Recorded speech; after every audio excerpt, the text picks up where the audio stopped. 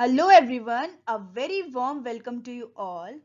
As we are discussing about the lifting of corporate veil, so in this video we are going to discuss the third judicial condition of lifting of corporate veil along with the case law, that is RG Films Limited 1953.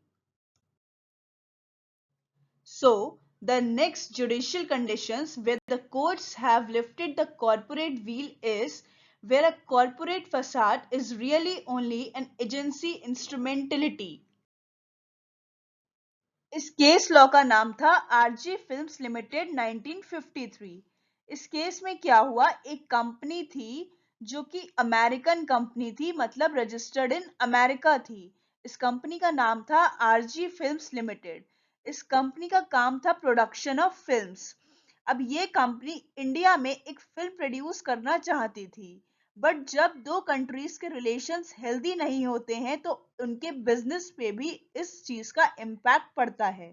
For example, India and China में जब relations healthy नहीं थे तब India ने भी China की बहुत सारी एप्स को बैन कर दिया था, like TikTok, share it and काफी सारी एप्स को बैन कर दिया था।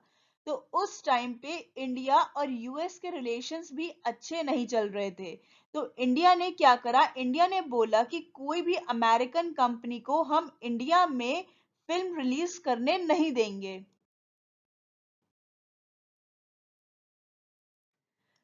फिर जब आरजी फिल्म्स लिमिटेड को इंडिया में फिल्म रिलीज करने को नहीं मिली, तब आरजी फिल्म्स ने क्या किया, इंग्लैंड में जाकर एक ब्रिटिश कंपनी को इनकॉर्पोरेट किया जिसकी 90% of capital was held by American company. Means RG films ने एक ब्रिटिश कंपनी को इनकॉर्पोरेट किया और उसकी 90% कंट्रोल यूएस कंपनी के पास था। तो उन्होंने ये कंपनी को सिर्फ इसलिए इनकॉर्पोरेट किया ताकि ब्रिटिश कंपनी के थ्रू वो इंडिया में फिल्म रिलीज कर सके, क्योंकि ब्रिटिश कंपनी के ऊपर ऐसा कोई रिस्ट्रिक्शन नहीं था, वो इंडिया में फिल्म रिलीज कर सकते थे। तो अमेरिकन कंपनी ने ब्रिटिश कंपनी के थ्रू इंडिया में फिल्म रिलीज करने की कोशिश करी, बट जो बोर्ड ऑफ ट्रेड था उसने इस फिल्म को as a British film release करने से मना कर दिया। तो इस केस में कोर्ट में क्या जजमेंट पास हुआ, कोर्ट में कॉर्पोरेट व्हील को लिफ्ट करा गया और ये बताया गया कि जो रियल प्रोड्यूसर हैं इस फिल्म के वो अमेरिकन कंपनी है, वो ब्रिटिश कंपनी नहीं है, क्योंकि उसके 90% ऑफ कंट्रोल, 90% ऑफ स्टेक सिर्फ अमेरिकन कंपनी के पास है।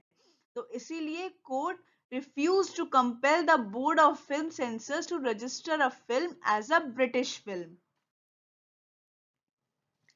So, what were the facts of this case? An American company financed the production of a film in India in the name of a British company. एक American company ने एक film production को finance किया एक British company के नाम में।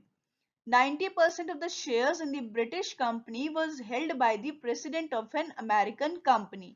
90% जो शेयर्स थे उस ब्रिटिश कंपनी के वो किसके पास थे, अमेरिकन कंपनी के पास। So thereafter, the film at the time of release was refused by the Board of Trade to register. इसीलिए जब फिल्म रिलीज होने का टाइम आया तो बोर्ड ने उस फिल्म को रजिस्टर करने से मना कर दिया एज अ ब्रिटिश फिल्म, क्योंकि वो जो ब्रिटिश कंपनी थी वो सिर्फ एक एजेंट थी अमेरिकन कंपनी की, इसीलिए उस फिल्म को as a British film board ने रिलीज करने से रिफ्यूज कर दिया। Thank you so much. I hope this is clear, and if it is clear to you, then don't forget to subscribe to get notified for further videos. Happy learning.